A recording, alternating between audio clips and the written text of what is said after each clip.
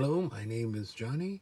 Welcome to another Marvel Character Talk video. Today we're going to look through early Silver Age Rawhide Kid by Marvel Comics, Stan Lee, Jack Kirby. Great issue. Like, please subscribe, hit that notification bell, like, reply, and share. Normally don't do look-throughs so much through the Western ones, but I read this one and it was really nice. You'll see inside. It's a 10 center. This one is June of '61. So this is a couple months before Fantastic Four #1 came out. Look at the back real quick. That's the ad they'd have later, except early on, for some reason, they just added in shades of gray instead of coloring with color. And this is really cool. Again, when you see inside, he'll be colored. He's just gray here. Beware the terrible totem. Death to the Rawhide Kid. What can I do now? Nothing stops him. Nothing. Well, let's take a look here.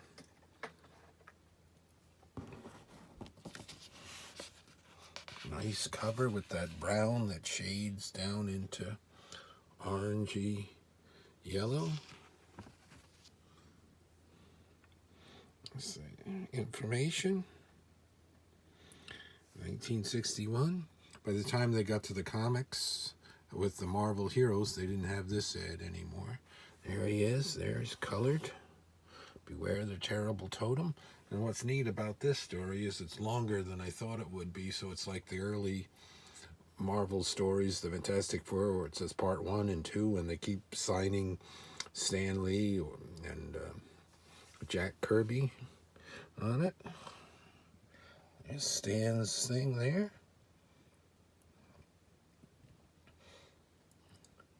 And take a look here.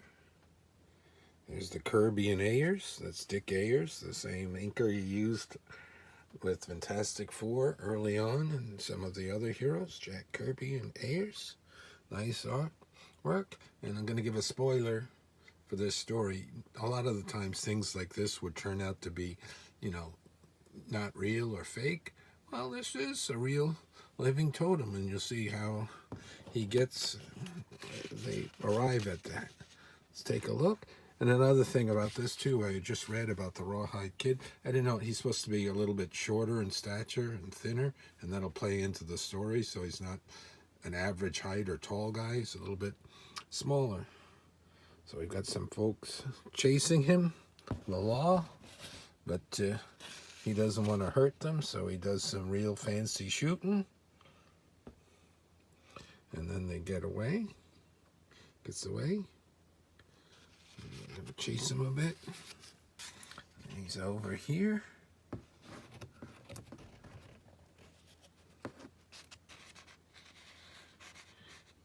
And his horse's name is Night Wind. That's kind of neat. I'd forgotten that. And he wants to get a job here. We've got this tough guy, Kirby character. Want him, but someone in the mine isn't doing well, so he gives him a chance. We go down into the mine. We have something going on about the living totem. This guy looks really Kirby and Ayers, native type, American Indian. There he is. Look at him. Who dares disturb the living totem must perish. Look at him. Kind of cool. And so we got part 2, the totem strikes. And look at this little box for Stan Lee. And then Kirby and Ayers again. So it's real neat. You get these full pages for the part numbers.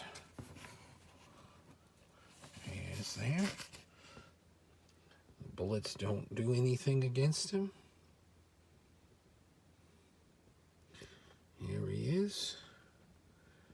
He slumbered here in the depths for ages. He's got a conquest of the human race. Chasing him. Here we go. So that's the secret of the Indian totem poles. Once years ago, there was a living creature named Totem who tried to conquer the human race. He must have been trapped under Earth by the medicine men and kept prisoner here until Ben Bragg freed him by blasting too deep. So he's going to try to get away. Look how cool his hands look. This guy's up here. I'm telling him about the monster. He's not going to believe that. He's going to tell him about it. Not going to believe that. So they're going to go down there.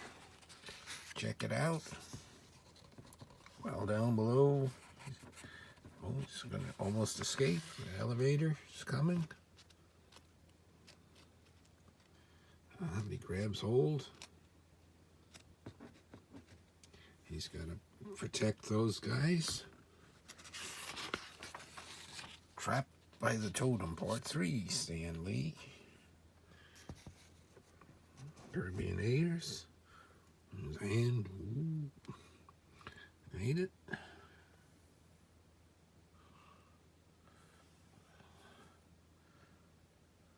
So he got out. Sheriff, he was going to shoot him for being a troublemaker. Sheriff saves him from Ben Bragg. They talk about the totem, and there he is, busting out.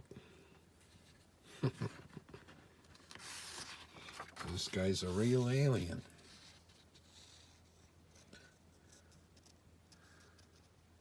So he's going to wind up being trapped in there by the totem.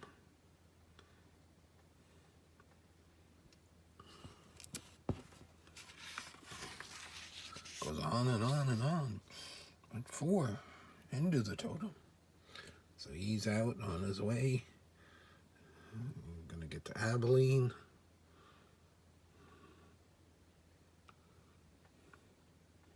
Stan Lee, Kirby Ayers.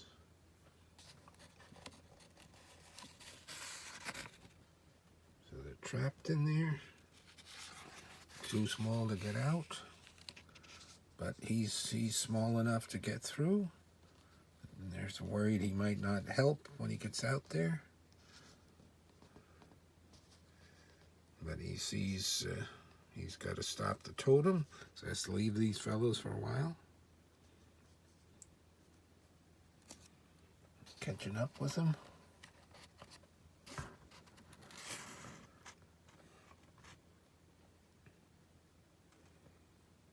Tries to goad him into attacking. Gets him on the cliff. Fires so fast, he gets all that gun smoke in the air. Yeah, so this was a 19-pager. Very long for one of the Western stories. Attacks him. No falling. And then he goes, no man has ever climbed in or out of the bottomless canyon. The sands below will hold the secret of the living totem for all time to come. I'm not sure, but I think way later, when they brought back some of the Western villains into modern times for a story, they might have had the totem in there. So it comes back, gets them free. Kid keeps his word. So the sheriff, he's criminal. This hombre ain't no criminal, he's a man. And so Rawhide rode into the twilight. And then to fill out the issue, they have the text stories that they had in these early ones. 2 pages of text. And normally they have a 5-page story, but since that one was 19 pages instead of 18, they just have 4 pages. This little quick Western story. This is Stan Lee, and I think it might be Don Heck, I'm not sure. And I noticed they made a mistake in the little box down there, calling it 5, and clearly that's page 4, not 5, of the story. Draw Uncle Sam, they didn't have that in the later ones, they got that one. There's that.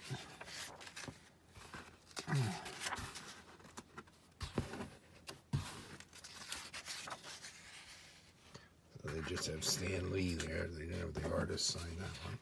Let's look at the first page again. Yeah, There's a terrible totem. Very cool story. Thank you for watching, everyone. Look at the past. This is 2022, so this is 61 years old, this comic. Very nice. This would look great in a very high grade issue. Hard to find these period, the westerns, compared to the hero ones, and then high graders, very hard to find. Very nice. Kirby Ayers and Stan Lee story. Thank you.